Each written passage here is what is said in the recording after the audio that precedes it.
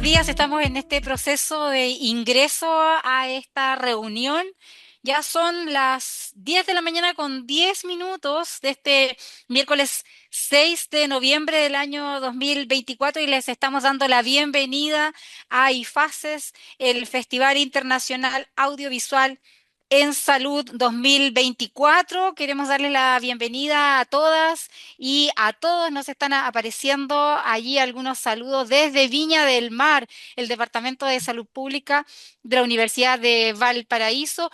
Este festival que está organizado por la Facultad de Medicina, la Facultad de Comunicación e Imagen y la Facultad de Odontología de la Universidad de Chile, y FACES, que nos invita a imaginar, a crear trabajos audiovisuales como videos, animación, video podcast y también formatos mixtos que se refieran a salud, a atención en salud, a biodiversidad, a bienestar animal, entre muchos otros.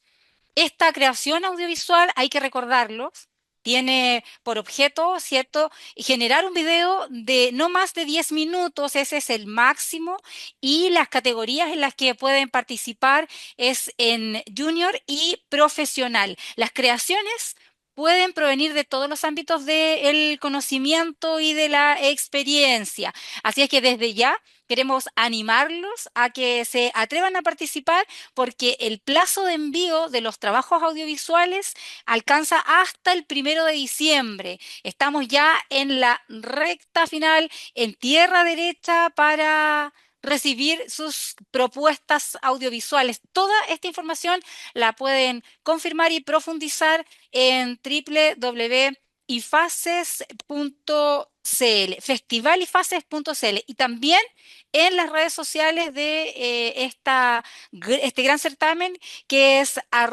@ifaces.uchile. Quiero también recordarles que para nosotros es muy importante que no se lo cuenten y que lo cuenten ustedes. Esa es nuestra propuesta y nuestra convocatoria. Quiero contarles que IFACES simplemente se pasa, porque ha organizado durante todo el mes de noviembre un encuentro con los ilustrísimos jurados de este certamen IFACES 2024, porque estamos buscando acercar elementos, perspectivas y también reflexiones que nos ayuden en este camino de generar contenido en salud y en este formato audiovisual para todos y todas quienes estén interesados en comunicar en salud. Hoy día vamos a tener esta nueva masterclass, que es la segunda masterclass que tenemos durante el certamen 2024, porque queremos recordarles que tuvimos la primera masterclass, la verdad es que una experiencia inolvidable que marcó el inicio del IFACES 2024. Fue este encuentro con el guionista y escritor famosísimo y muy reconocido como es Julio Rojas, caso 63 para el registro, según lo que conocimos esa oportunidad. Por lo tanto, durante el mes de noviembre vamos a sostener más encuentros y más masterclass en este mismo sentido.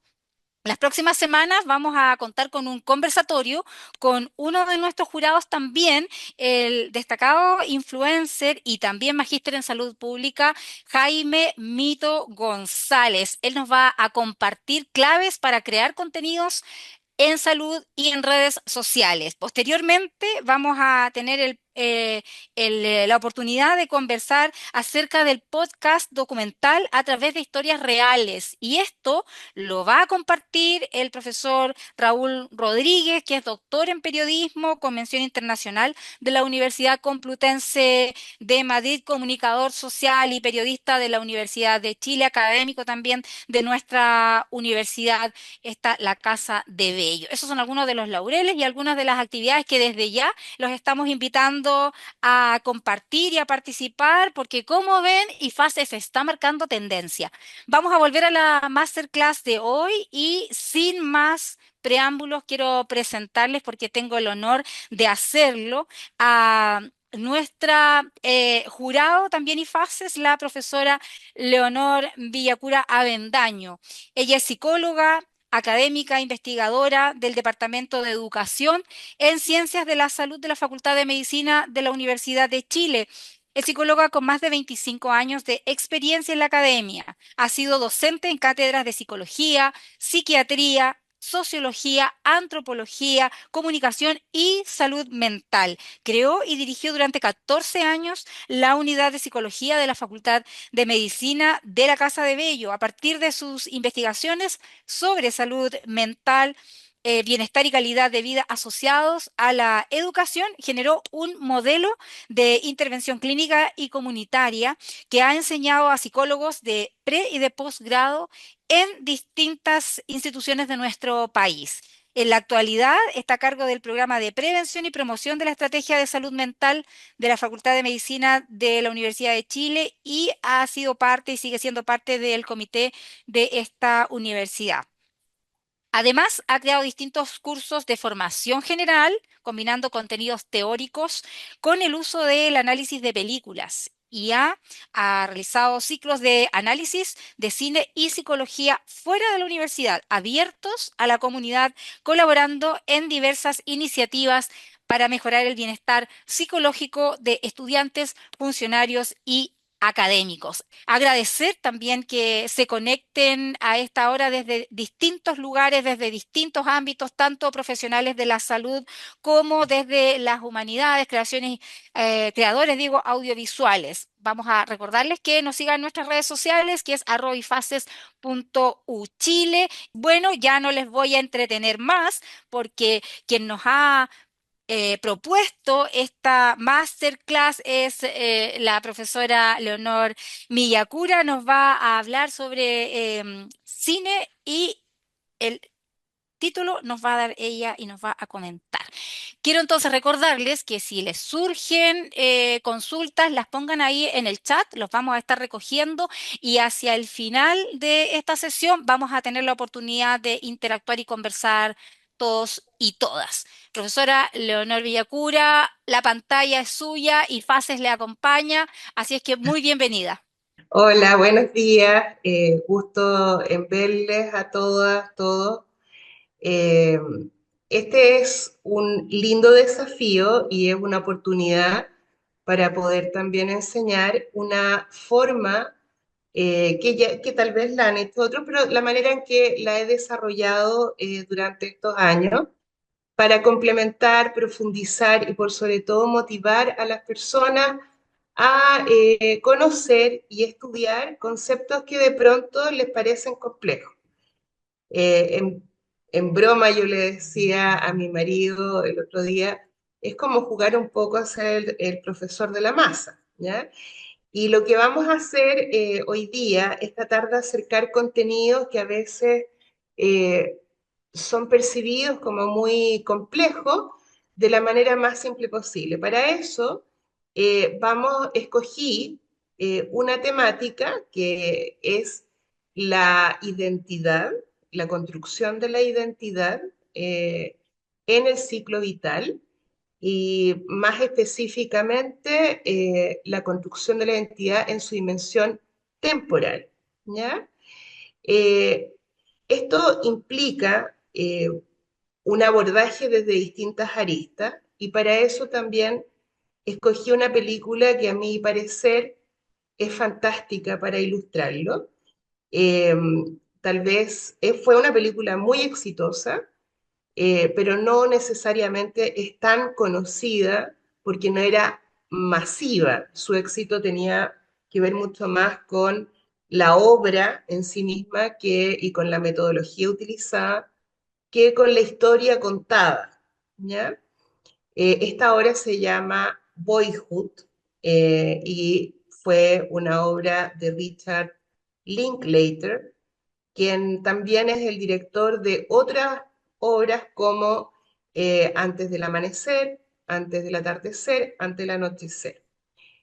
La manera en que tengo diseñada esta masterclass es hacerles una clase, entre medios explicarles cómo uno la prepara y luego mostrarles un fragmento, una parte de esta película que previamente se ha explicado, ¿ya? Aprovecho también de agradecer a mi sobrino que estudia cine y me ayudó en la edición de esta parte de la película. Mi sobrino Jorge Villacura, le dije que lo iba a nombrar, así que aprovecho también de agradecerle. Bueno, partamos. Vamos a hablar primero de lo que es considerado la identidad. Todos tenemos un saber intuitivo en relación a eso, pero vamos a intentar profundizar. La identidad es lo que define quién eres. No es algo fijo, se va formando en el tiempo, en todo el tiempo hasta que uno muere. Es la forma en que entiendes quién tú eres, lo que valoras, lo que crees, tus metas y también cómo te relacionas. Entonces, la identidad se va formando, como les decía, durante toda la vida y es como ir uniendo pedacitos de lo que uno ha vivido y de lo que uno ha experimentado. La identidad es la siguiente. La identidad es como un marco, una estructura que nos ayuda a entender y darle sentido a nuestras experiencias.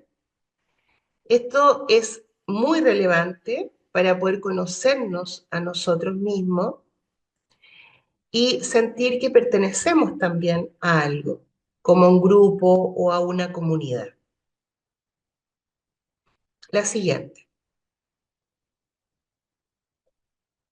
Construir la identidad es el proceso en el que cada una de las personas busca clarificar quién es.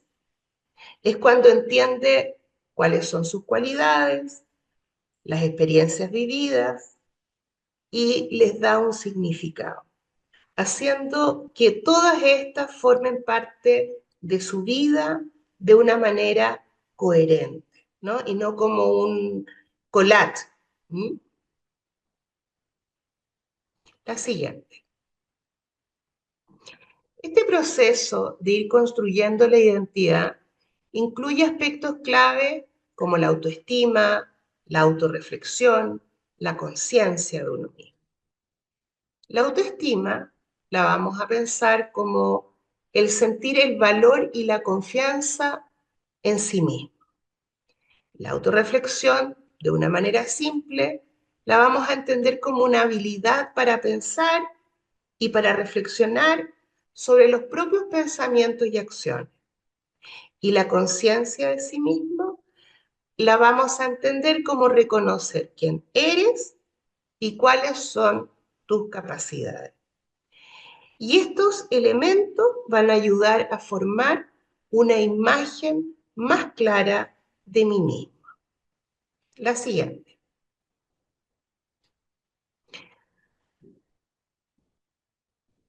Jimena, la siguiente. Ahí. La identidad permite entonces que una persona se sienta única y desarrolle una idea clara y estable de quién es, que no esté permanentemente cambiando quién soy yo. Sin embargo, no es algo que se quede igual en el tiempo. Cambia y se hace más fuerte a medida que vivimos nuevas experiencias. Y vamos a ver de qué manera. La siguiente. Jimena.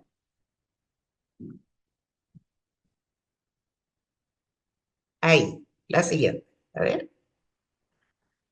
Ahí mismo. El tiempo es clave para formar la identidad, ya que no solo señala las distintas etapas de nuestra vida, sino que también nos lleva a cambiar y adaptarnos constantemente a las exigencias a las que nos vamos enfrentando. A medida que las personas van creciendo y atraviesan distintas etapas en su vida, como por ejemplo asumir un nuevo rol de estudiante, de trabajador, de madre, de padre, de pareja, eh, se va a reinterpretar también las experiencias pasadas previas a asumir ese rol y la manera de verse a sí misma va a ir cambiando.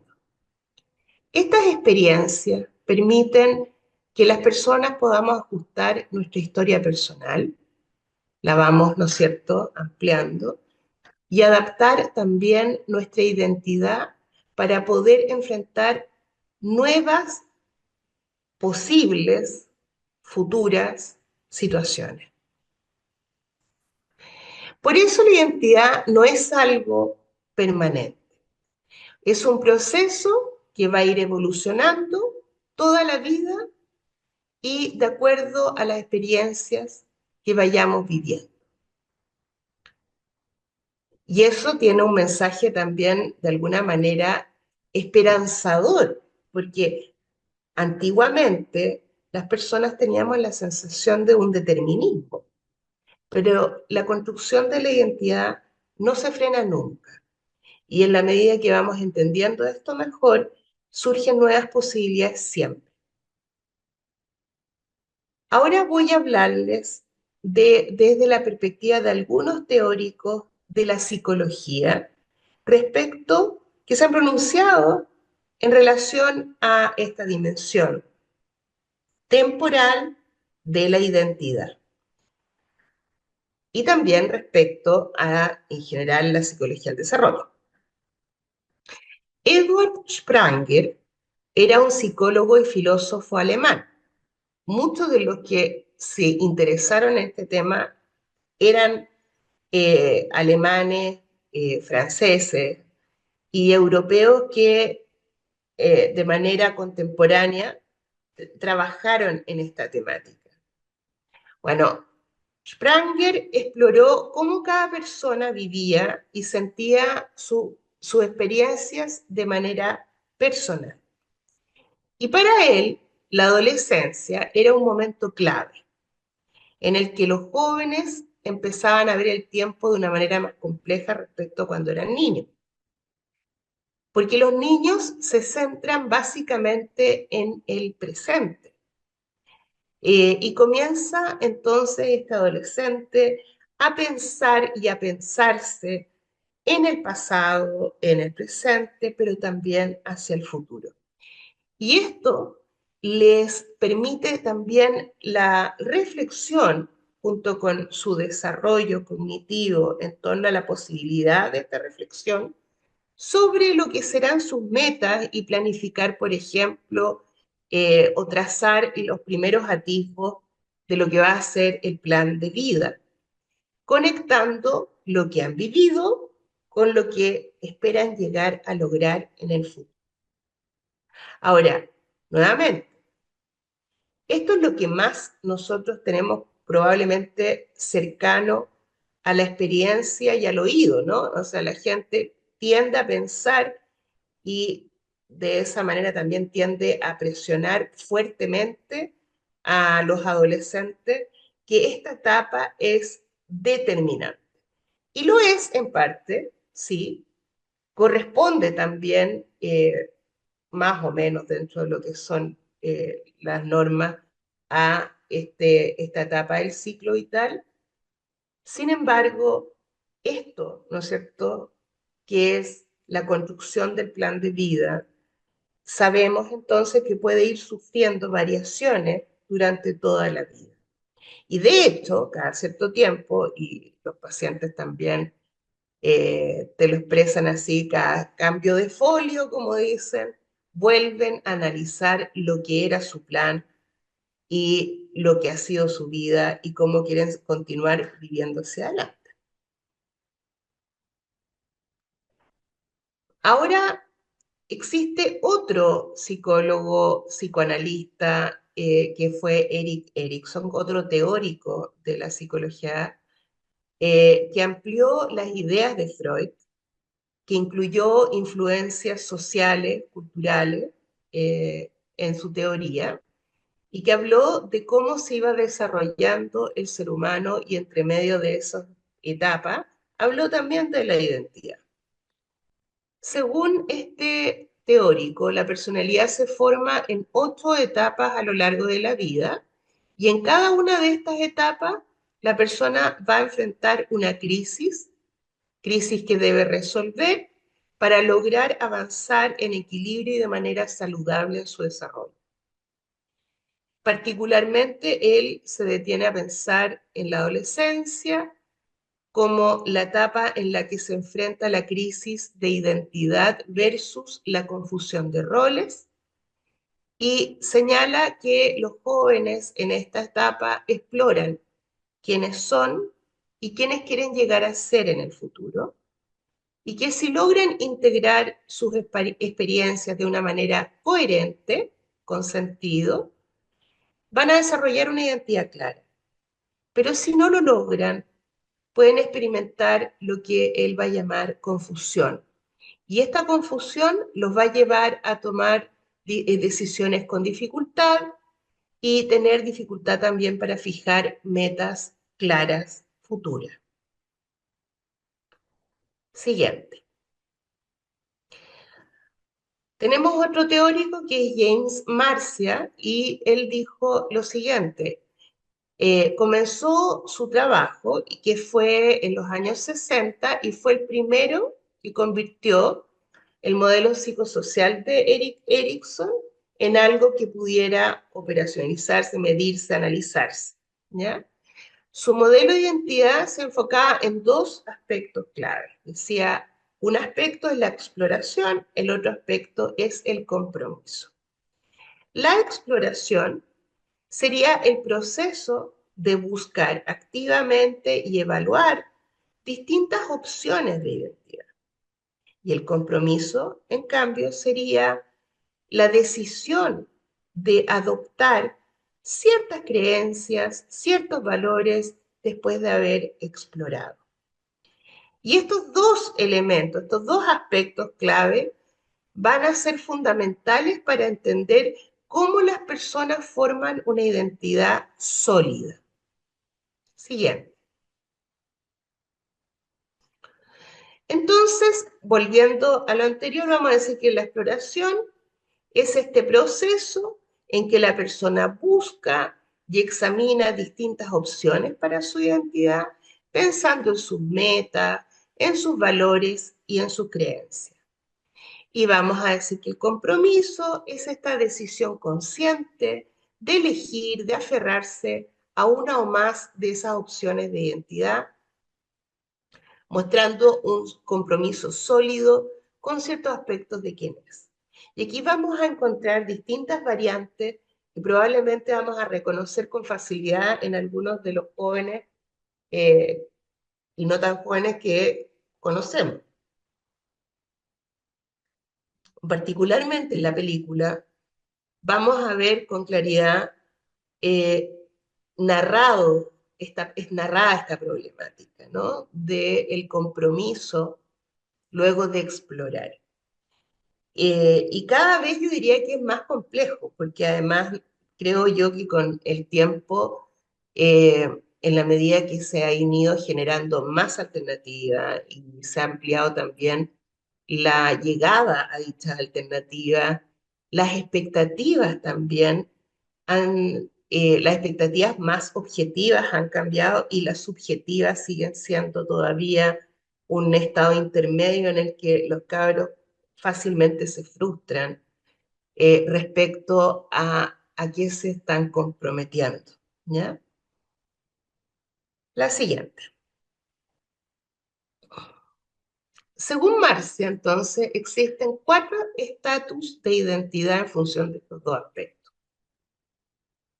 Y no hay un camino fijo, o sea, no es que parta uno y continúe el siguiente, no. Algunos, de hecho, que se quedan pegados en alguno de estos por mucho tiempo o transitan en dos de estos estatus y otros llegan correctamente a lo que podríamos decir deseable, ¿no? El primer estatus de identidad es el logro de la identidad, que implica que la persona tiene un alto compromiso y una alta exploración. ¿Qué quiere decir eso? Que la persona ha explorado suficientes, bastantes opciones y finalmente, después de haber hecho esa exploración, ha tomado decisiones conscientes, firmes, formando así una identidad sólida y madura. Y lo va a experimentar esa persona como que está en el lugar correcto, que tomó la decisión correcta. Y en el entorno también lo van a evidenciar de esa manera. O sea, la familia va a sentirse tranquila en la situación de que ven que este joven, esta joven, se siente contenta y se ve cómoda con la decisión y que además tuvo oportunidad de explorar lo suficiente para tomar la mejor decisión. El segundo estatus de identidad es la ejecución, que implica alto compromiso, pero poca exploración. Y ahí lo que sucede es que la persona se compromete con algún valor, alguna creencia, pero lamentablemente no exploró lo suficiente. Y por lo tanto, a menudo esto implica adoptar ideas de figuras de autoridad sin cuestionarlas. ¿Mm? Y lo que experimenta, por cierto, la persona es la frustración. ¿Mm? En el tiempo, ¿no? Porque no puede ser sostenida una decisión solamente desde la respuesta eh, afirmativa, positiva, qué sé yo, del entorno, incluso de los más significativos. El tercer estatus de identidad, la siguiente, es la moratoria que implica una alta exploración, pero al revés de lo anterior, un bajo compromiso. Entonces, tenemos acá un joven, una joven que está activamente buscando distintas experiencias y formas de vida y se está cuestionando diferentes opciones de identidad, pero no ha logrado tomar una decisión aún firme. Se observa desde fuera inicialmente como que la persona es curiosa, pero al mismo tiempo también tanto la persona como el entorno sienten cierta ansiedad porque la persona está tardando en poder encontrar su camino.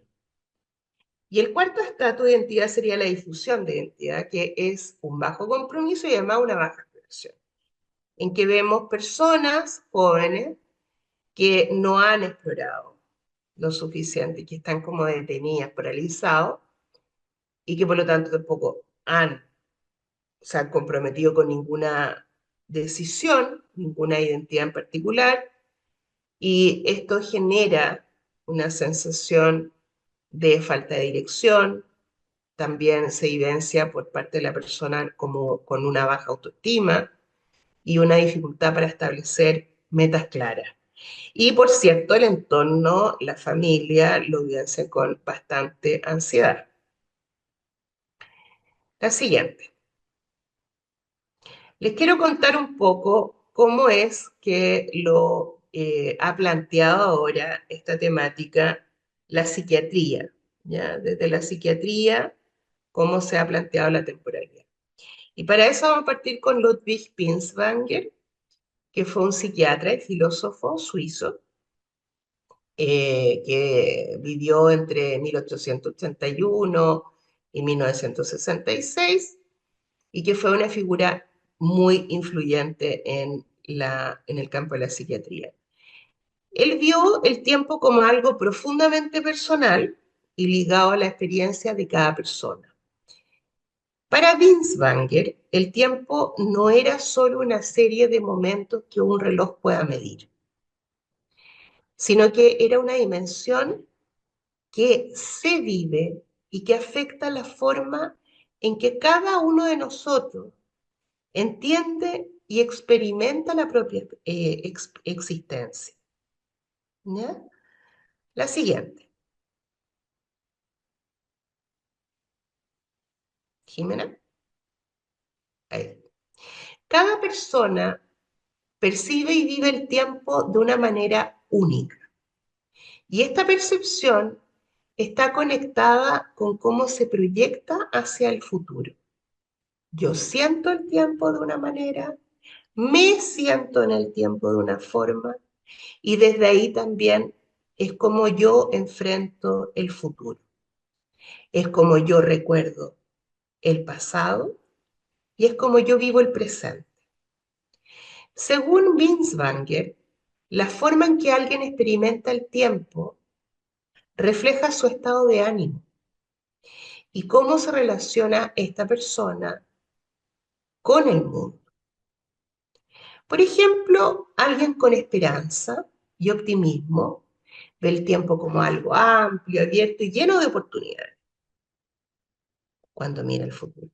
Pero una persona deprimida o una persona con ansiedad, con un trastorno de ansiedad, siente que el tiempo o está estancado y no avanza, o que el futuro es agobiante, con un pasado y presente pesados y un futuro que se ve incierto o en el que no se ve ninguna proyección, o sea, se ve vacío. La siguiente. A lo anterior vamos a complementarlo con la postura de Víctor von Gebsattel, que decía que el tiempo era una constante tensión entre ser y llegar a ser. La vida humana se desarrolla en un constante equilibrio, entre lo que somos ahora y lo que aspiramos a ser en el futuro. Y esta tensión entre ser y llegar a ser es fundamental en nuestra experiencia del tiempo, de cómo lo vivimos, cómo lo percibimos. Y afecta, por cierto, todas nuestras acciones. Las personas pueden mirar más allá del presente, eh, hacer planes, soñar, establecer metas. Esta búsqueda del futuro y del cambio va a ir dando dirección a la vida y nos va a ir permitiendo entender nuestras acciones dentro de una visión que va a ser más amplia del tiempo. Así es, hacia adelante. Esa. La acción ocurre en el presente y nos permite llevar a cabo estos planes y proyectos que vamos construyendo para el futuro. O sea, hoy estamos acá y estamos acá porque nos moviliza algo en el futuro. Sin embargo, cuando este equilibrio entre el presente y el futuro se rompe, como ocurre en los trastornos psicológicos, psiquiátricos como la depresión, los trastornos de ansiedad, la percepción del tiempo se distorsiona. Las personas con depresión sienten que el tiempo se detiene o que el tiempo pierde un sentido. Mientras que quienes padecen ansiedad pueden percibir el futuro como algo amenazante que los paraliza en sus acciones en el presente. La siguiente. Para von Gebsattel, el potencial para vivir una vida plena y sana, entonces, va a estar en lograr este equilibrio entre ser y actuar. Mantener esta tensión de una manera saludable significará trabajar hacia nuestras metas futuras, o sea, accionarme con una dirección, mientras actúo también para poder llegar a alcanzar mis metas, dándonos así esta oportunidad de moldear nuestra vida de manera consciente. Entonces, más allá de la incertidumbre y de las posibilidades de control del futuro, yo por lo menos voy a actuar en conciencia desde lo que yo miro hacia adelante con sentido. Siguiente. Hubertus Tellenbach describe cómo en relación con el tiempo existen ciertas personalidades proclives a desarrollar lo que hoy día llamaríamos la depresión más biológica o de un origen más biológico. Y él describe la personalidad premórbida, o sea, previo a desarrollar un trastorno, una enfermedad como la depresión, la describe como el tipus melancólico. Y dice antes, o sea, este sujeto más allá de llegar a deprimirse, ha sido una persona que siempre se ha planteado que nunca es suficiente lo que hace, que siempre podría ser mejor y que no lo está haciendo bien. Todo esto obviamente le va a ir generando una culpa que es constante. Y esta culpa impulsa una necesidad neurótica de estar perfeccionándolo todo. Y esto va atrapando a la persona en el momento en el que sintió esa culpa, que es claramente, ¿no es cierto?, una distorsión cognitiva. Y va a bloquear su capacidad de poder avanzar hacia el futuro, impidiendo que él pueda encontrar finalmente paz o incluso contradictoriamente redención a esta culpa vivenciada. Siguiente. Minkowski, en su obra El tiempo vivido, desarrolla un concepto llamado la subducción mental en el tiempo. Y este concepto lo desarrolla para describir la experiencia de la depresión melancólica o, como les decía antes, la depresión más ligada a un origen biológico. Desde esta perspectiva, la depresión afecta el contraste entre el tiempo inmanente del yo, que sería el cómo percibo el tiempo de manera personal, y el tiempo del mundo, el tiempo que es externo, objetivo, reloj, cronológico, ¿no? Entonces, la depresión afecta este contraste. Está, la percepción también es de que estoy alejada de lo que pasa fuera de mí y me percibo fuera del mundo y ya habíamos dicho que se trata, ¿no es cierto?, la existencia en el mundo, o sea, el hombre es en cuanto es en el mundo. Eh, Esta distorsión hace que la persona sienta que su vida está detenida, lo que provoca una sensación al mismo tiempo de parálisis, tanto emocional como mental, tanto en el sentir como en el pensar y en el actuar, ¿no? La siguiente. Siguiente. Ahí. La persona pierde la capacidad de imaginar su futuro o de seguir el ritmo normal de una vida cotidiana. Y esta sensación de que el tiempo se ha detenido contribuye a que la melancolía se perciba rígida y persistente. A diferencia de otros tipos de depresión, más neurótica o secundarias a un estrés sostenido, donde la percepción del tiempo no siempre se ve alterada. La siguiente.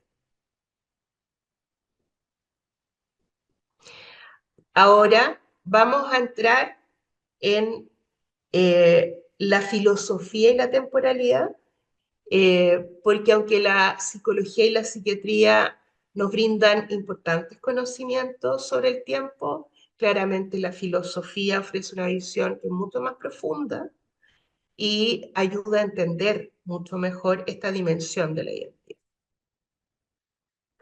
Edmund Husserl fue el fundador de la fenomenología y al mismo tiempo fue maestro de Heidegger y desarrolló una teoría sobre la temporalidad que analiza cómo la conciencia humana experimenta el tiempo como una continuidad, donde pasado, presente y futuro están estrechamente conectados entre sí. La siguiente. Introduce la idea de los éxtasis temporales, un concepto que es clave en la fenomenología del tiempo, ¿ya? Según esta idea, la conciencia no se limita a vivir en el momento presente, sino que existe en una corriente, en un continuo temporal que abarca simultáneamente pasado, presente y futuro. Y para ilustrar esta interconexión, da el ejemplo: yo no podría decir lo que estoy diciendo ahora, en el presente, si no supiera lo que ya dije en el pasado y lo que voy a decir en el futuro. Y esto significa que el presente solo cobra sentido cuando está conectado con el pasado que lo antecede y está conectado con el futuro al que se dirige. La siguiente. Para Heidegger, el ser humano no existe separado del mundo. No es un sujeto que observa el mundo como un objeto. El ser humano vive estando en el mundo, formando parte de este de manera inseparable. Existimos, por lo tanto, de una manera histórica y temporal, porque estando en el mundo vivimos en un tiempo, en un espacio y con otros. De hecho, morimos y normalmente existen incluso quienes nos recuerdan.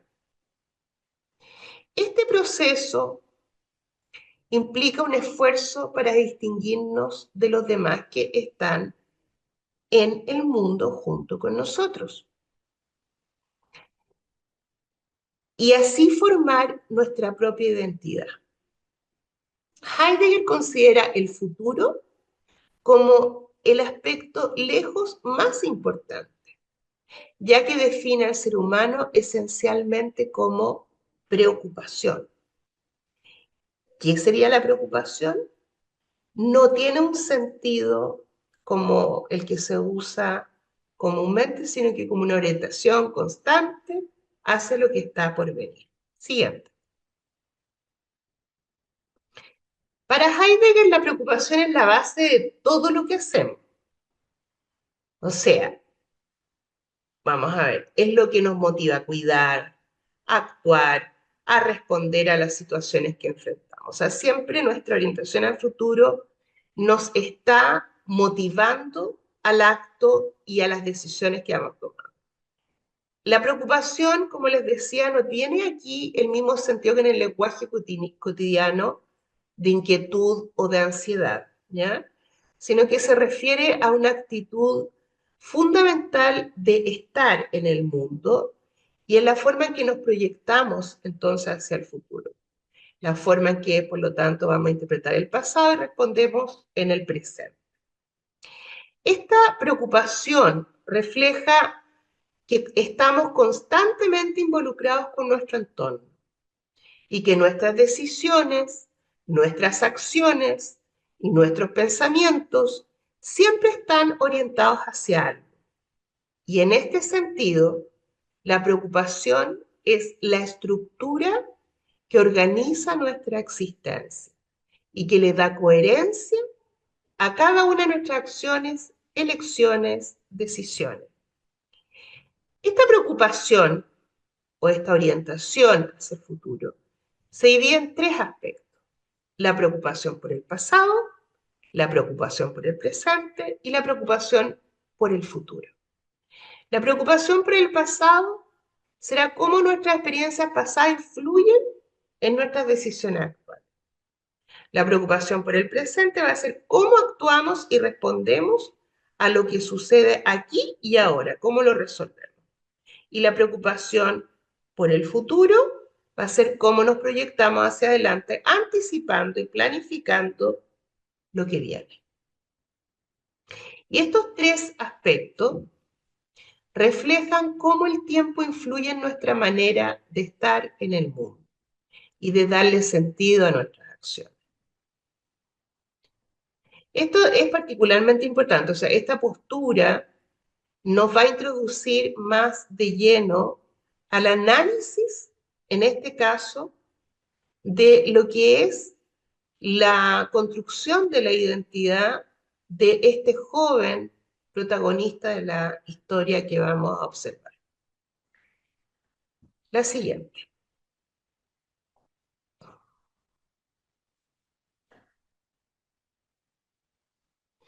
Heidegger plantea que nuestras acciones y nuestras decisiones están profundamente influenciadas entonces por toda nuestra experiencia pasada, pero también por nuestra visión del futuro.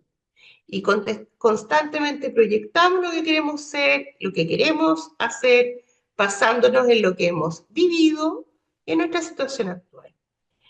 Esta proyección hacia adelante nos permite planificar y anticipar nuestros pasos. En esta dinámica usamos elementos del pasado que nos dan sentido y que nos dan dirección para actuar en el presente, siempre pensando y orientado hacia el futuro. Siguiente.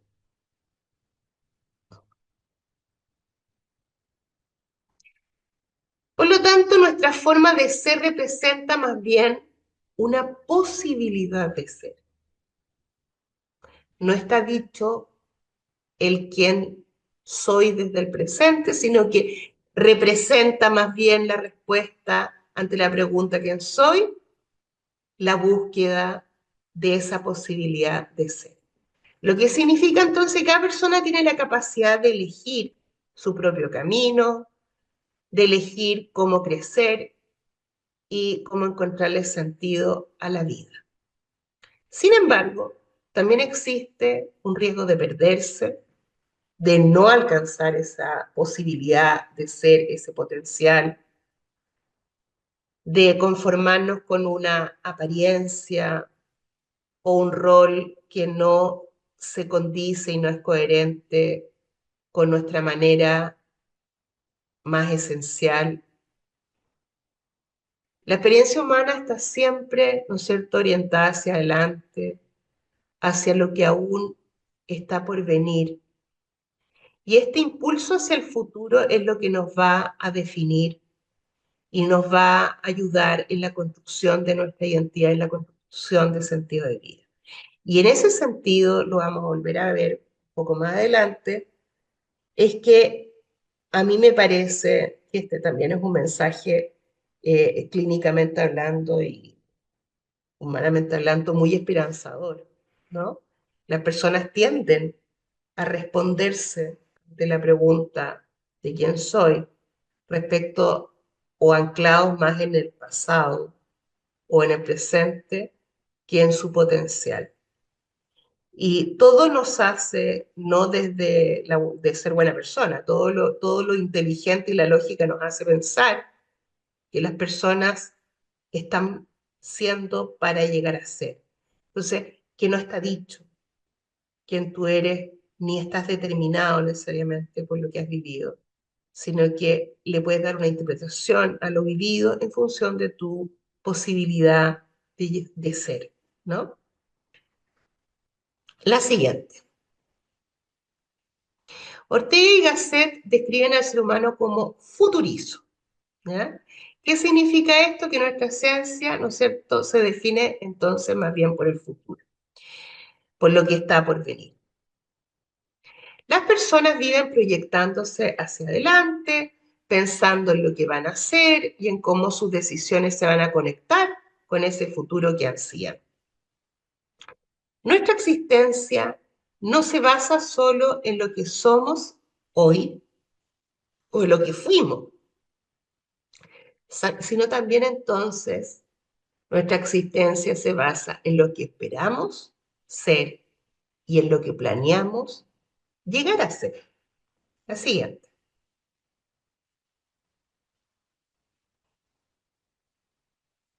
Siguiente,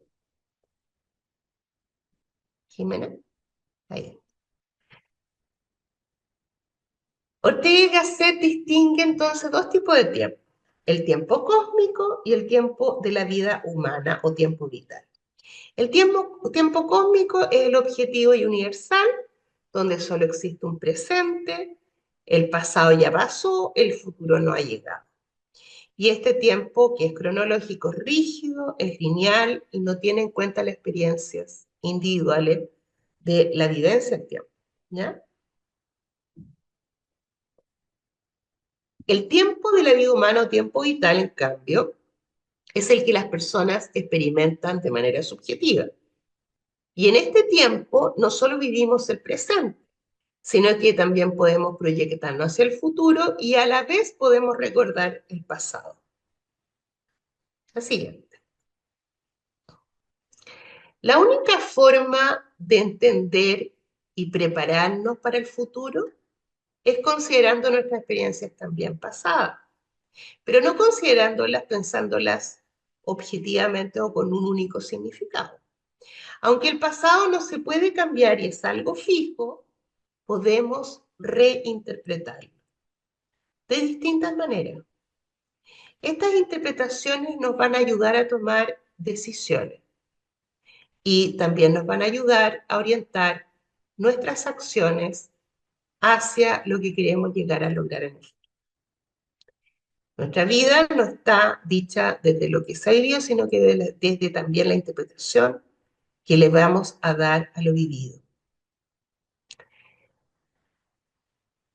Y entonces vamos a hablar desde Paul Ricoeur eh, del cómo podemos llegar a entender o darle un sentido coherente a esta historia, ¿no es cierto?, que implica la identidad. Para él el proyecto es fundamental en nuestra experiencia del tiempo, o sea, también lo que está por venir. Él considera que la narrativa es lo que cuenta, lo que es contado, ¿no es cierto? Es lo que nos permite entender y organizar esta vivencia personal del tiempo. Esta narrativa, esto que nos narra la gente, las personas, etcétera, ayuda a darle sentido y cohesión a la historia personal, etcétera. A través de la narrativa conectamos el pasado, el presente y el futuro. Y es que la palabra, de hecho, la palabra, y no solo la palabra, pero la palabra tiene un peso enorme en la construcción de nuestra realidad. Entonces, esta narrativa que conecta pasado, presente y futuro nos va a dar una comprensión unificada de nuestra vida, integrando todas estas experiencias en una sola historia con significado. Ricoeur sostiene que solo podemos reconocer el tiempo como un proceso, cuando lo contamos como una historia. Al crear una narración tomamos eventos que están separados, los que nosotros pongamos play cronológicamente a todo lo vivido, tomamos eventos separados y le damos una estructura y un orden. Contar nuestra historia convierte la sucesión de momentos en algo que tiene sentido y que es comprensible también para los demás, permitiendo a nosotros entender el tiempo de una manera coherente y significativa, pero también darnos a entender a los otros. Siguiente. Según Ricoeur, el tiempo tiene una doble naturaleza. Por un lado es algo que transcurre y se va, y por otro lado también puede permanecer en nuestra memoria. La narrativa es esencial para entender y vivir el tiempo, ya que nos permite captarlo como una experiencia que tiene coherencia, que tiene significado, y a través de la narrativa damos sentido a los momentos y las organizamos de una historia que perdura en nuestra vida y en la de todos los que nos circundan. La siguiente. A ver, sí, la siguiente. Paul Ricoeur introduce el concepto de tiempo humano, y este tiempo humano se ubica justo entre el tiempo cósmico vulgar u objetivo y medible cronológico y el tiempo vivido o fenomenológico, que es el vivenciado subjetivamente. El tiempo humano de Ricoeur combina entre estos dos aspectos, reconociendo entonces que existe una dimensión objetiva y existe una vivencia subjetiva del tiempo, que va a estar de hecho contenida en la narrativa, ¿no es cierto? El tiempo humano es la unión entre estas dos formas de tiempo. Nos permite vivir el tiempo de manera que podamos percibir y darle sentido a nuestra historia personal, integrando presente, pasado, futuro en una experiencia coherente y con significado. Es a través de esta comprensión que organizamos nuestra vida como una narrativa, conectando los eventos de una manera que hace que nuestra historia tenga sentido. Siguiente.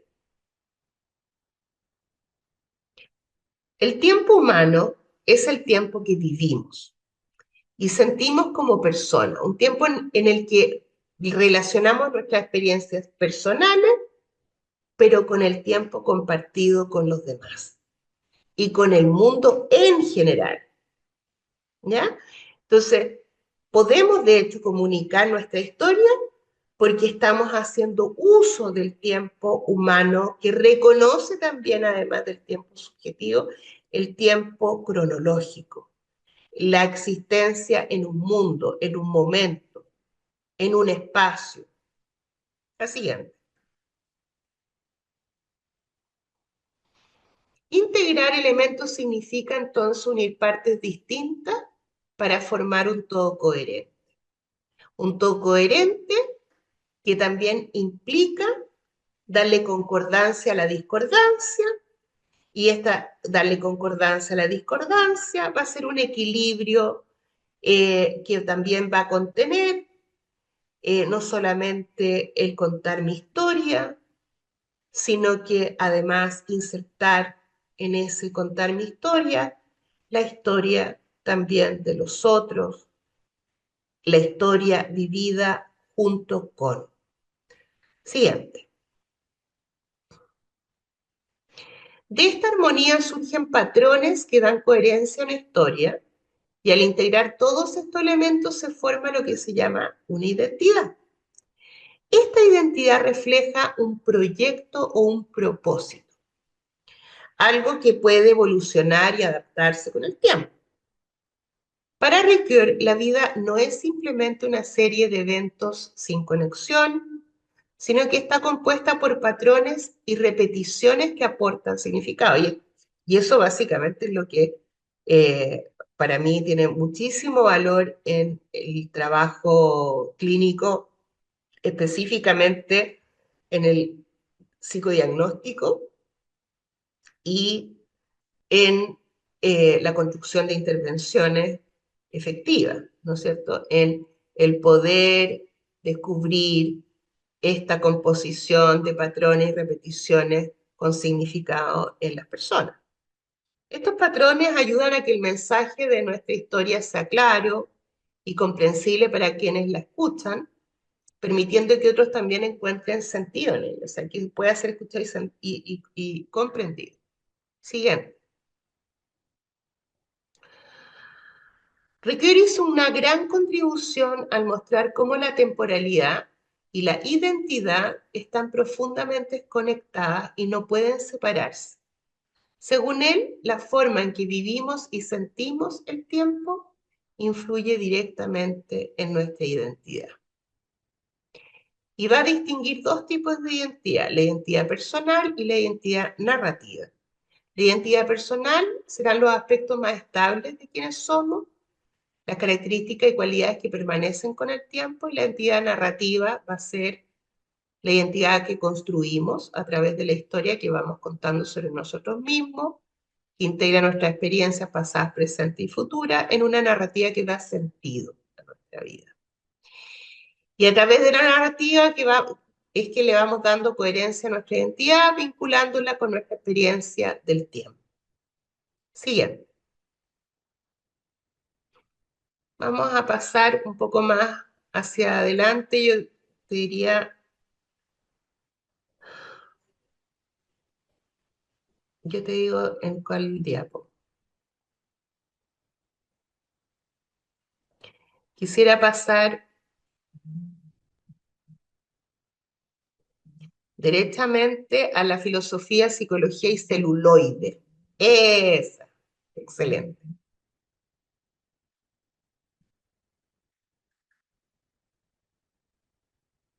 Ustedes después pueden profundizar más, yo les puedo ayudar con bibliografía, con la misma presentación, escribí algunas cosas al respecto, pero quiero entrar de lleno ya a por qué desde esto que estamos conversando de la narrativa, es que el cine pasa a ser una manera de poder también ir generando un recurso para el análisis.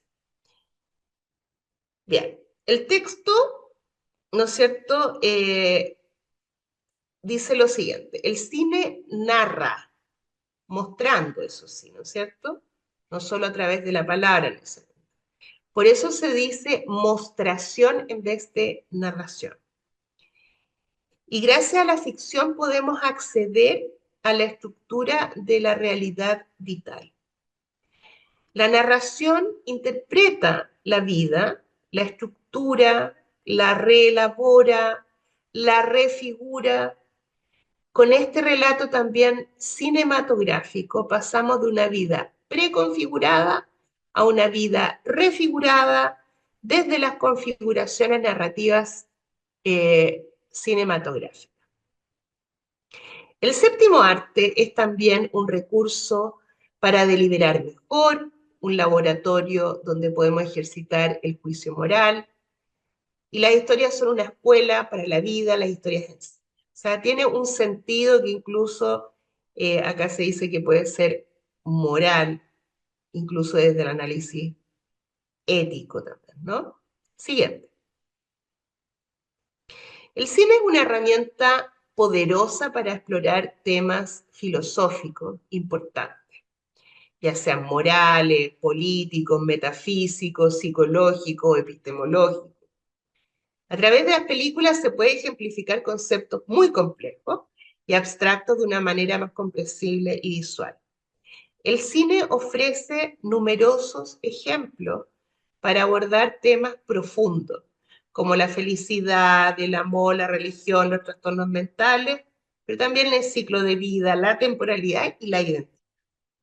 Esto lo convierte en un recurso accesible y efectivo en contextos de enseñanza y aprendizaje, especialmente porque los estudiantes y las estudiantes ya están familiarizados con materiales audiovisuales como la televisión, el YouTube, las películas, las series, etc. Siguiente. El cine como medio audiovisual facilita la ejemplificación de situaciones concretas y ayuda a ilustrar conceptos psicológicos que de otro modo pueden resultar muy abstractos.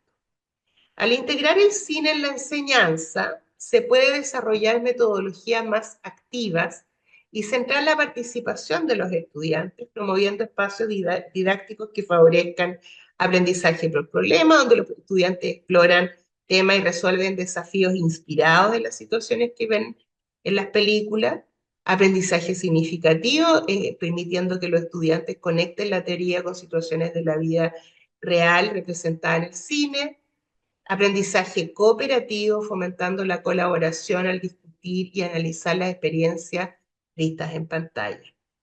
Este enfoque hace que el aprendizaje sea más dinámico, relevante y accesible para los estudiantes.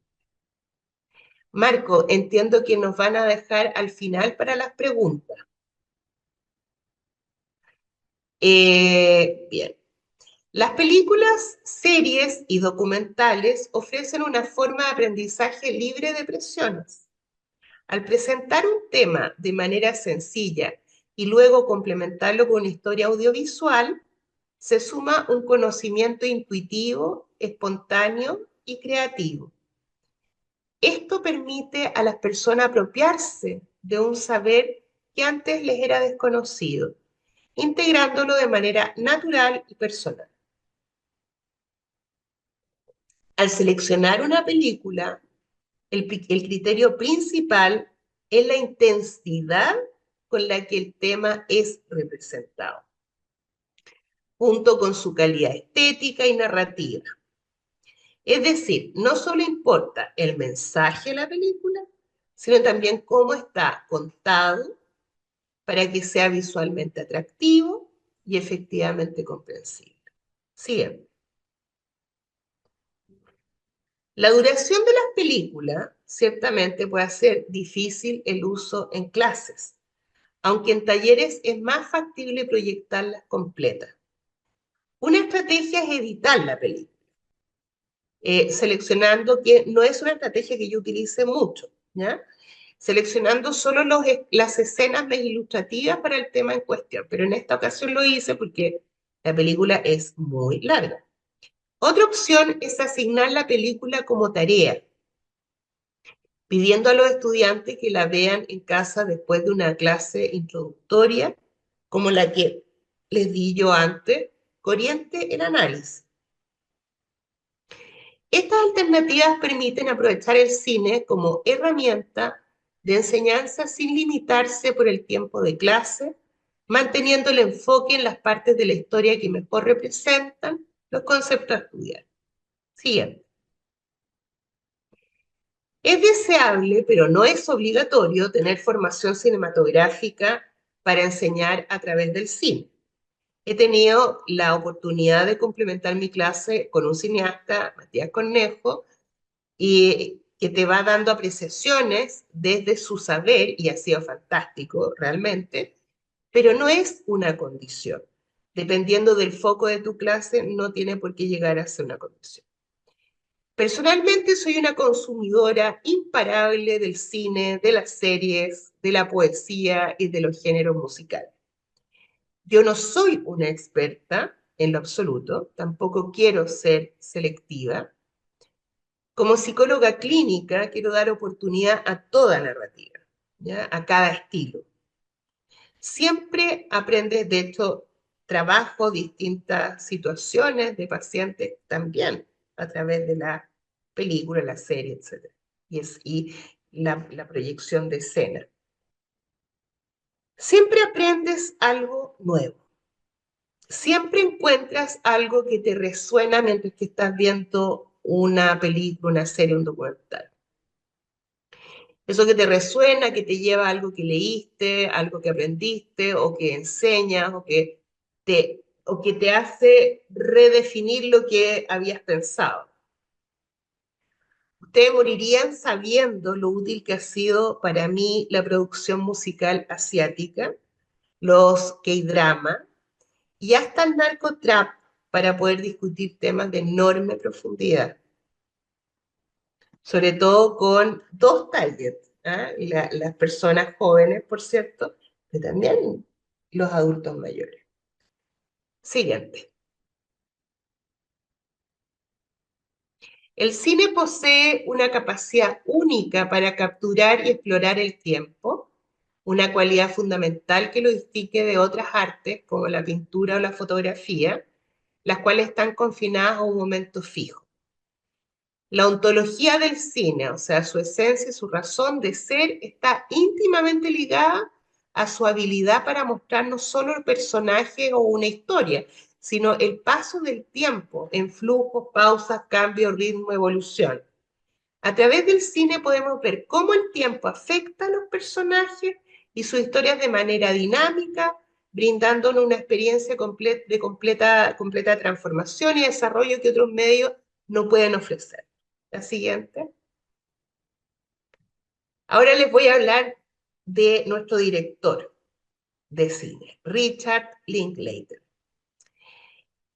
Él es reconocido por su enfoque único en el tiempo y en el ritmo, elementos que van más allá de la narrativa para definir la esencia misma de su cine. En sus películas, de hecho, hay que entender eso para poder interpretar las películas, porque si no, también me ha tocado leer algunos comentarios o críticos de cine que se han basado únicamente en la historia. Y la historia, o el cómo termina la historia, o el happy end, no es el tema del inglés, ¿ya? En sus películas, el tiempo no es solo una herramienta para contar una historia, es el eje central que da sentido a sus obras. Para Linklater, el paso de los años y los momentos cotidianos tienen un protagonismo casi poético, convirtiendo lo común en algo profundamente significativo. El director emplea el tiempo como un recurso tanto narrativo como filosófico. Le encanta, de hecho, la filosofía, explorando cómo los personajes y sus relaciones van evolucionando con los años.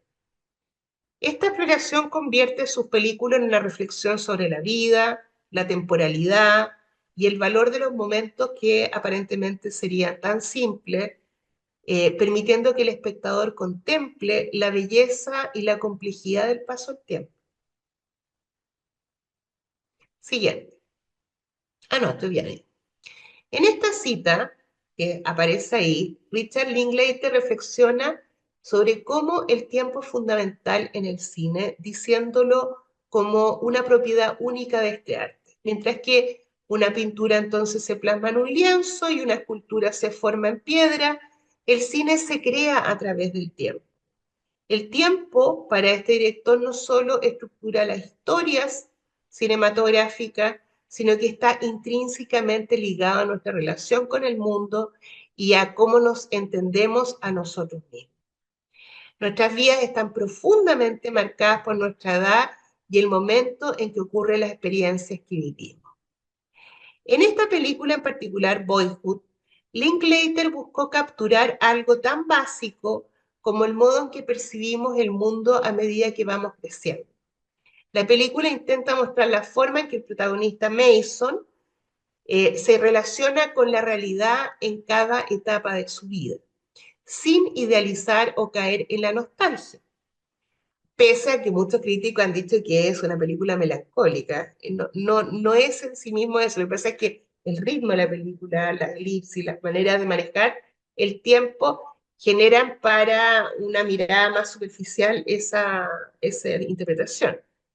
El director enfatiza que la infancia desde la perspectiva de un niño no se vive con nostalgia, sino como una evolución constante en la mirada hacia el mundo. De mirada hacia el mundo. Siguiente. El estreno de Boyhood en 2014 fue ampliamente aclamado y la película fue considerada una de las mejores del año. Patricia Arquette ganó un premio a Mejor Actriz de Reparto, secundaria. Su reconocimiento se debe a varios factores, entre ellos su retrato fiel y preciso de la sociedad estadounidense, así como su bien lograda historia generacional, que muestra el crecimiento y el desarrollo del protagonista a lo largo de 12 años de filmación. Uno de los aspectos más destacados fue el uso inteligente del tiempo y las elipsis, donde se omiten partes de la historia que no son esenciales, permitiendo avanzar de manera ágil y natural en la narrativa, siguiendo la vivencia de la temporalidad.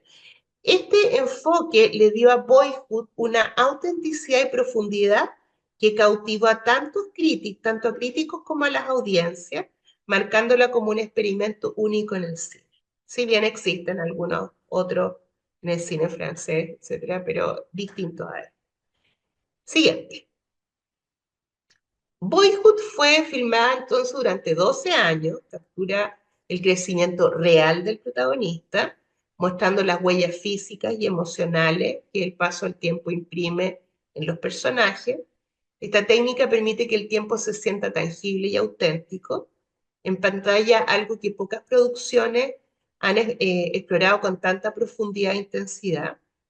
A través de esta experiencia, el espectador puede vivir de cerca el paso de los años, apreciando de manera realista la evolución de los personajes, porque no se utiliza maquillaje ni otros actores para mostrarlo en distintas edades. La película es una travesía épica sobre el crecimiento, el desarrollo de la identidad y el tránsito de la niñez a la adultez.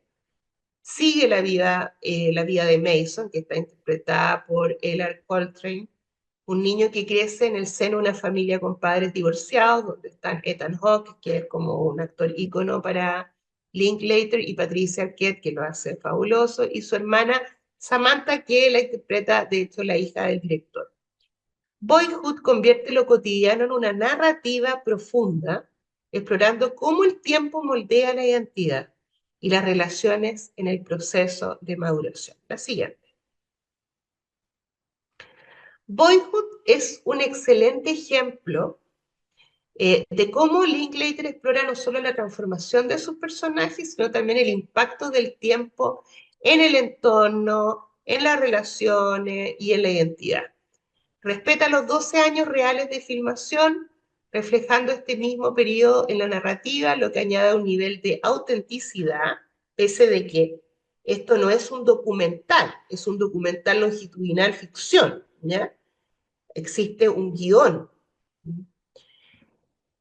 Aquí el tiempo afecta no solo a los personajes, sino también a los actores y el equipo de producción, quienes cambian junto con la historia, pero tienen que mantenerse fieles en la narrativa también de la historia.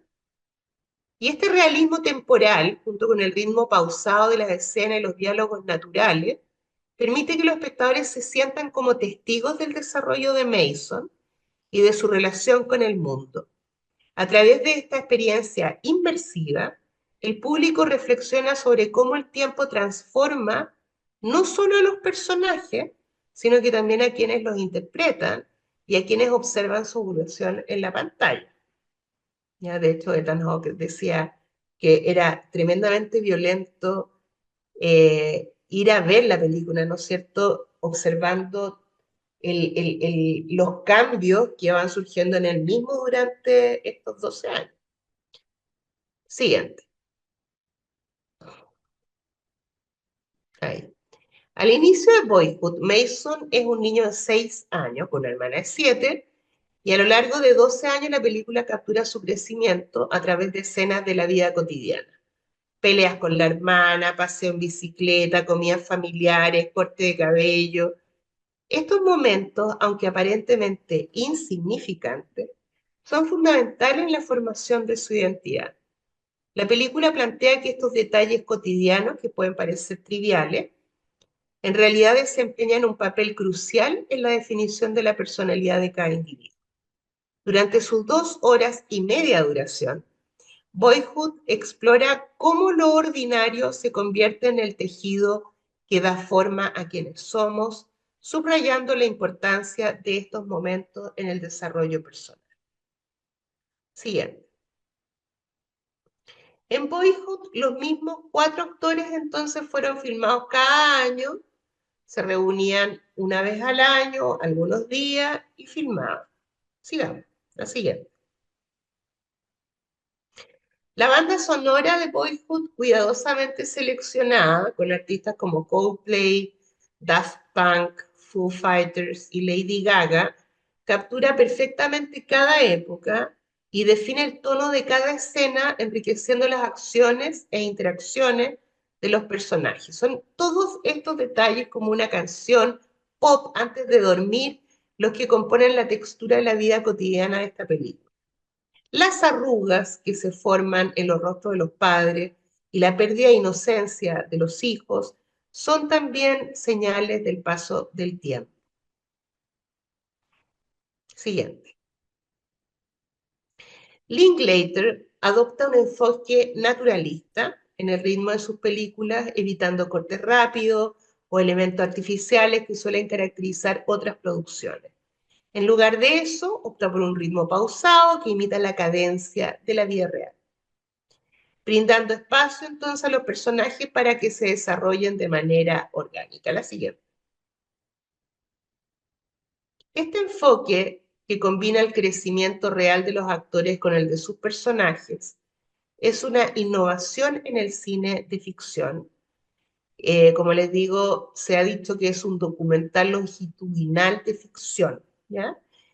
Y esta técnica brinda a la película un realismo temporal profundo y permite a la audiencia entonces experimentar de cerca el paso de los años en la vida de los personajes. La siguiente. Mason anhela vivir una vida única y auténtica, una vida que sea verdaderamente suya. En conversaciones con su novia, revela que con frecuencia evita hacer ciertas cosas debido al miedo al juicio de los demás. Esta confesión refleja su lucha interna entre conformarse con las expectativas externas y su deseo de ser fiel a sí mismo. Un conflicto común en la búsqueda de la identidad y la autenticidad en la cuenta, que abordamos en la primera parte de esta clase. Siguiente. En Boyhood, algunos indicadores cognitivos que uno puede encontrar respecto a las distintas etapas del desarrollo que se observan a través del comportamiento y pensamiento de Mason. Por ejemplo, respecto al razonamiento preoperacional, se ve en la primera escena cuando Mason comparte su teoría infantil sobre el origen de las avispas y dice que una gota de agua se transforma en una avispa, o cuando dice que quería hacer puntas de flecha con el sacapuntas de la profesora. También teme que si se mudan, su padre no los encuentre porque está viviendo en Alaska. Estos pensamientos reflejan, por ejemplo, cómo los niños en esta etapa usan la imaginación para explicar el mundo que los rodea, aunque aún tiene limitaciones en el pensamiento lógico, típico de la etapa preoperacional del desarrollo cognitivo. Siguiente.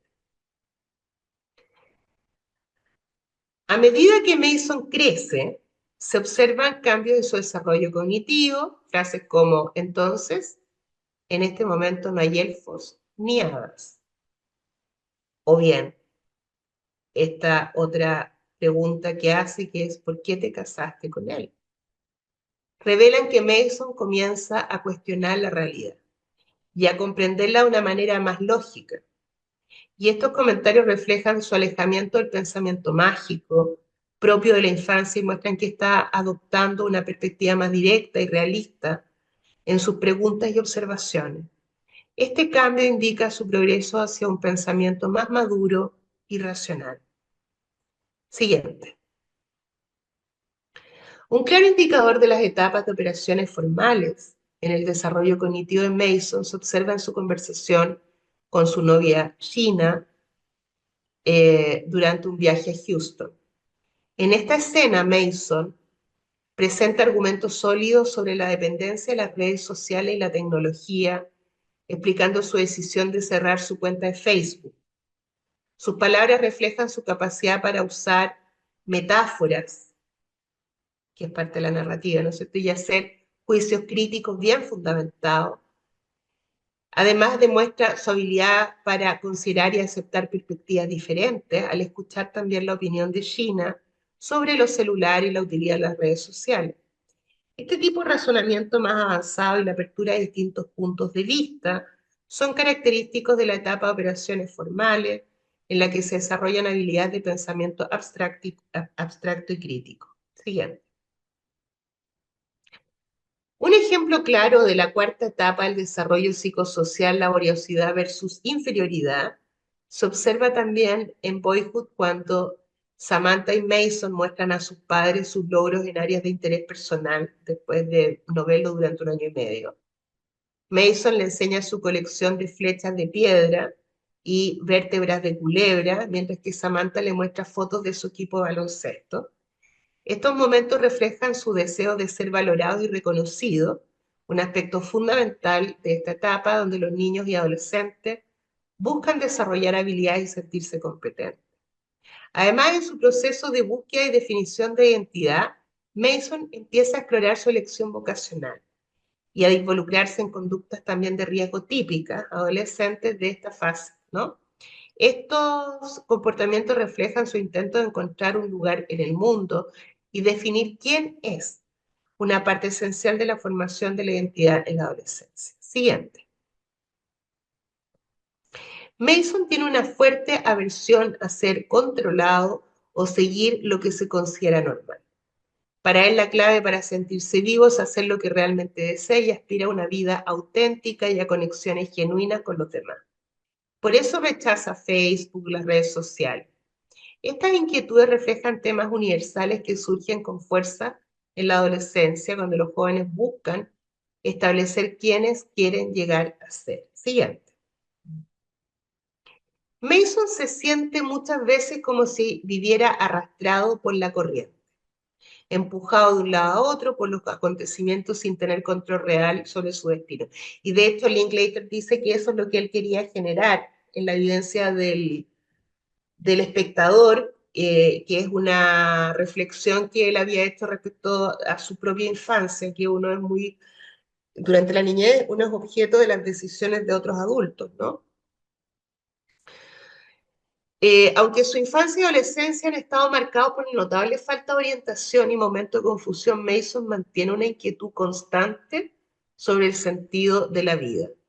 En una escena memorable, mientras charla de cosas triviales con su padre durante los ensayos de un concierto, le hace una pregunta directa y profunda. ¿Cuál es el propósito de todo? Esta pregunta refleja la búsqueda interna y su deseo de entender el significado de su existencia. Un cuestionamiento que resalta la profundidad de su proceso de autodescubrimiento y la reflexión que acompaña su transición hacia la adultez. Siguiente. Aunque Mason es el protagonista de Boyhood, su madre desempeña un papel crucial en la historia. En una escena final conmovedora, ella comparte con él un momento cargado de espontaneidad y profunda verdad. Mientras Mason empaca sus cosas para irse a la universidad y dejar el hogar materno, su madre experimenta una oleada de emociones. Mason se niega a llevarse una vieja fotografía, que fue la primera que él tomó. Él va a ir a estudiar fotografía en la universidad y de repente ella comienza a llorar. Con voz temblorosa se pregunta a dónde ha ido su vida. ¿Qué ha pasado? Como un suspiro deslizándose entre sus dedos como el agua. Después de años de esfuerzo y sacrificio, se da cuenta de que a pesar de todo lo que había hecho, siente que las manos de sus manos están vacías, sin haber podido retener nada, ni siquiera a sus hijos, a quienes ha dado todo su amor. Siguiente. En Boyhood, la frase aprovecha el momento refleja el deseo de aprovechar cada instante a un estilo del carpe diem, pero a menudo también ocurre lo contrario, y lo señalan en las últimas escenas. El momento nos atrapa. El momento es ahora. La película captura esta dualidad de la experiencia humana, donde a veces sentimos que controlamos nuestro destino, mientras que en otras ocasiones estamos en merced de los acontecimientos. Boyhood nos va a mostrar esta lucha, la frustración ante el paso incesante del tiempo que se desliza como agua entre los dedos. Queremos agradecer a la profesora Leonor Villacura por habernos dejado tan ilustrados sobre este ejercicio, ¿no? De tiempo, de ciclo vital, que además es un ámbito, pero apasionante, misterioso, que ha inspirado a tantos pensadores, a tantos investigadores, también tantos realizadores, pero a nosotros mismos, ¿no? Nos despierta toda una serie de evocaciones, invocaciones e inspiraciones, como ya lo decía. Vamos a procurar que esos micrófonos puedan ser abiertos para que puedan entregarnos alguna em, retroalimentación, qué les pasó con esta masterclass. Tenemos aquí una fracción de tiempo a propósito de este tiempo objetivo y subjetivo para poder conversar en el marco de el Festival Internacional Audiovisual IFASES, que nos provee este espacio, este enriquecido espacio para conversar sobre cómo comunicamos en salud, cómo en este caso hablamos acerca de cine y ciclo vital. Si hay alguien que quisiera hacer alguna mención, algún comentario, está disponible para ello. Queremos sin duda agradecerles a todos, todas que se han mantenido en esta transmisión y la directora de IFASES, la doctora Jimena Lía, ha levantado la mano. Gracias, Ceci. Bueno, saludar y relevar las preguntas del chat, porque hubo personas que se retiraron, pero sin embargo, como esta sesión está siendo grabada, a lo mejor responder a ello. El doctor Marcos Cornejo pregunta sobre conceptos complejos que han sido facilitados utilizando el cine. O sea, como una pregunta Sí, se o un refiere comentario.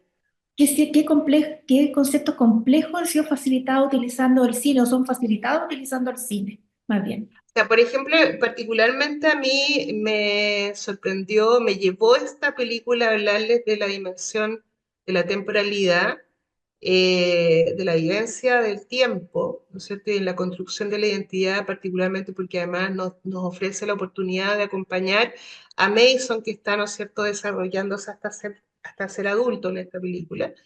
Pero a mí me sorprende que el uso, el manejo que tiene el director en general en sus cines, de lo que es como los timings, de los ritmos, de las escenas que son aparentemente simples, del poder recoger como la mirada desde el sujeto en su momento vital.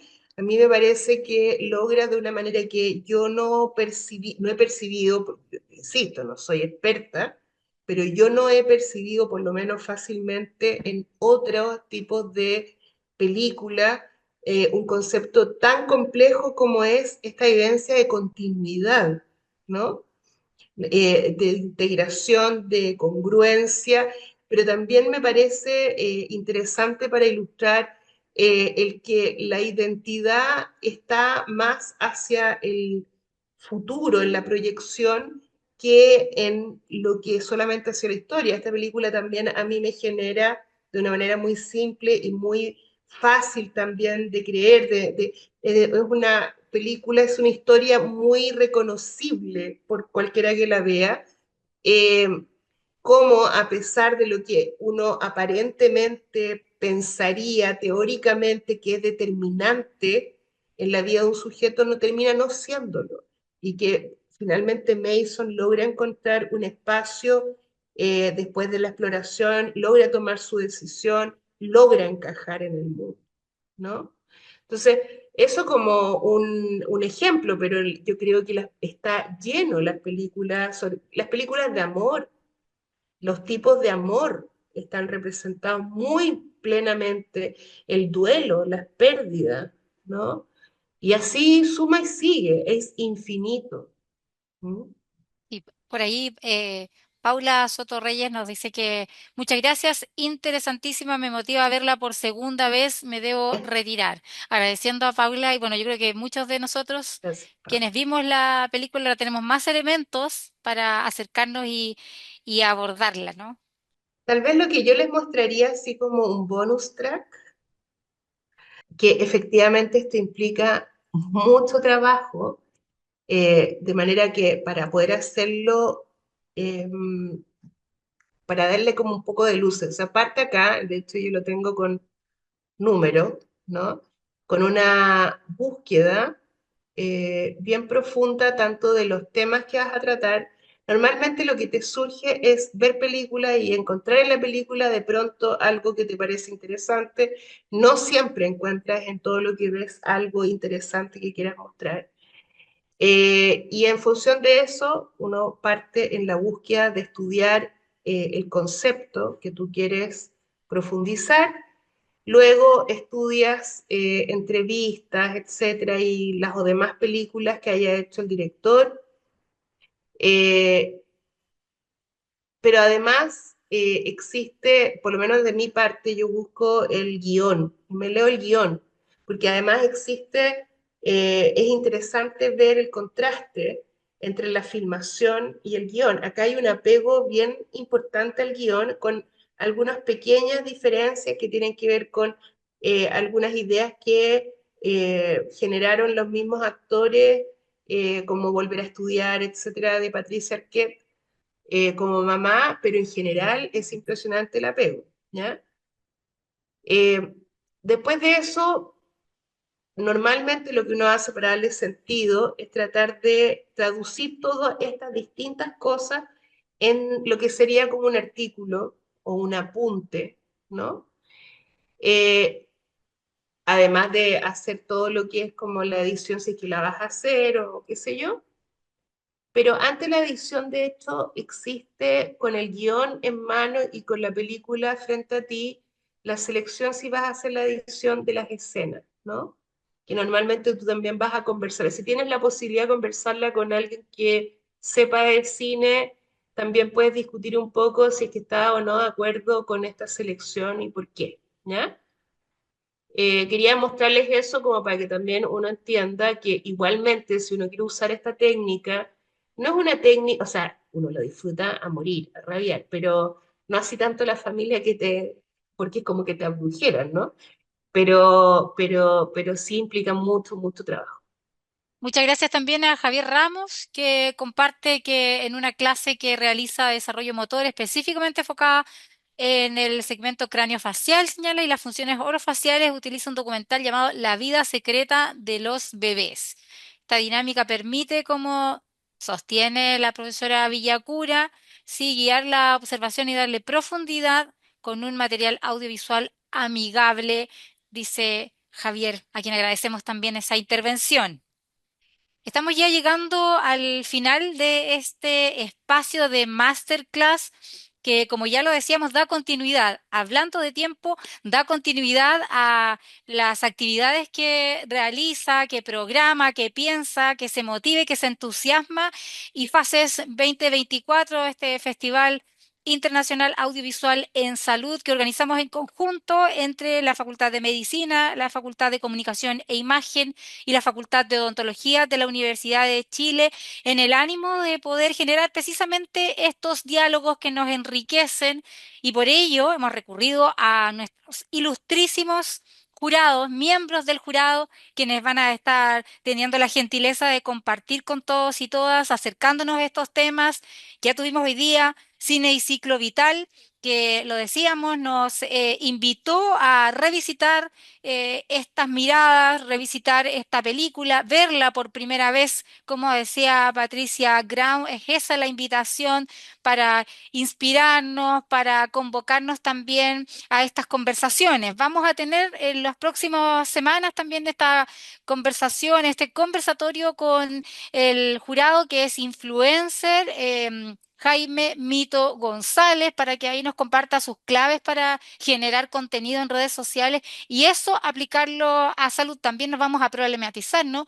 Toda la información en salud que está generándose y estamos viendo publicadas en redes sociales y también como el podcast documental en base a ejemplos reales. El profesor Raúl Rodríguez también nos va a aproximar esos contenidos que se trabajan desde la Facultad de Comunicación e Imagen. Antes de cerrar esta convocatoria, recuérdenlo, el 1 de diciembre, hasta esa fecha pueden enviar sus trabajos. La idea es que sean productos audiovisuales de máximo 10 minutos en distintas temáticas en salud y que eso lo van a evaluar ahí nuestro ilustre jurado para luego entregar la premiación ya a comienzos del 2025 según lo que tenemos programado.